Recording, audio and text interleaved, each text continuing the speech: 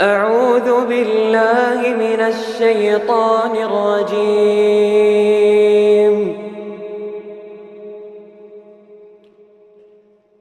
وإذ قال إبراهيم رب اجعل هذا بلدا آمنا وارزق أهله من الثمرات من آمن منهم بالله واليوم الآخر قال ومن كفر فأمتعه قليلا ثم أضطره إلى عذاب النار وبئس المصير.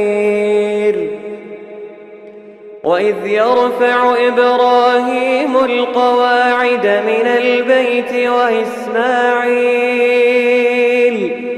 وإسماعيل ربنا تقبل منا إنك أنت السميع العليم ربنا واجعلنا مسلمين لك ومن ذريتنا